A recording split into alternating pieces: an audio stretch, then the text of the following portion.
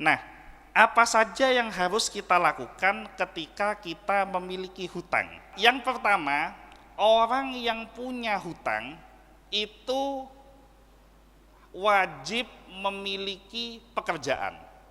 Jadi siapapun yang punya hutang wajib untuk berupaya mencari jalan supaya bisa melunasi hutangnya dengan segala daya upaya yang dimiliki. Ada sebuah perkataan yang diucapkan oleh Abdullah bin Mas'ud di dalam kitab Az-Zuhdu. Beliau mengatakan, inni la'am qatur rajula urahu farighon. Sungguh aku marah kepada orang yang menganggur.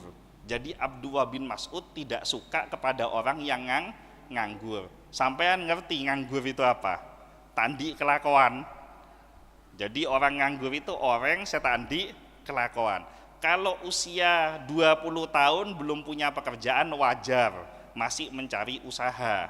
Tapi kalau sudah usia 40 tahun ke atas kok pancet tidak punya pekerjaan, itu tanda orang males.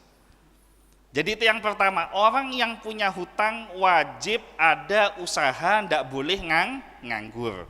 Kemudian yang kedua, orang yang punya hutang ketika dia melakukan tindakan hutang piutang, niatnya itu harus dibangun. Ketika saya hutang, saya punya komitmen untuk melunasi hutang-hutang saya. Jadi kalau hutang harus ada komitmen untuk melunasi hutangnya. Jangan sampai ada orang hutang di dalam hatinya tidak ada komitmen untuk menyelesaikan hutangnya.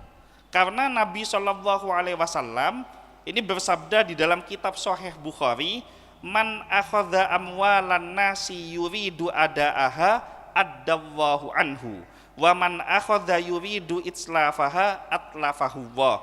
Siapapun yang mengambil harta-harta manusia, maksudnya punya hutang, dengan niatan ingin melunasinya, maka Allah yang akan melunasi hutang orang tersebut.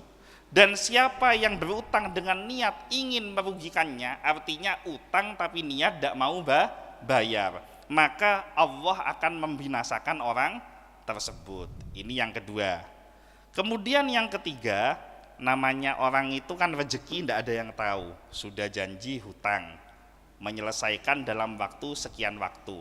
Ternyata jatuh tempo kok uangnya belum ada. Nah, ketika uangnya belum ada, sudah jatuh tempo, maka yang punya hutang harus punya kewajiban untuk menemui orang yang memberikan hutang. Minta perpanjangan waktu, minta maaf karena belum punya kemampuan untuk menyelesaikan. Jadi jangan sampai orang punya hutang tidak bilang sama yang ngutangin ketika sudah jatuh tempo. Apalagi sekarang ini kan sering terjadi pada waktu hutang, pinjem uang wajahnya wajah melas, waktu hutang pinjem uang wajahnya wajah susah, tetapi begitu giliran jatuh tempo ditagih, yang nagih dengan yang ditagih lebih galak yang ditagih. Yang nagih ini pas dimarahin ndak karu-karuan, dicak-kocakin ndak karu-karuan. Nah, ini pertanda bahwa orang ini tidak punya komitmen, tidak punya niat untuk membayar. Nah, kemudian yang terakhir, orang yang punya hutang, ketika dalam kondisi dia punya hutang, maka dekatkan dirinya dengan Allah lebih banyak, lebih baik ketimbang sebelum punya hutang. Karena bisa jadi orang punya hutang itu adalah cara rindu Allah, cara cinta Allah untuk membuat orang tersebut semakin dekat kepada Allah. Ayo, kalau dulu tidak punya hutang kan sholatnya biasa-biasa saja. Begitu giliran punya hutang, sholatnya khusyuknya luar biasa. Nah, itu cara Allah mendekatkan diri kita kepada Allah.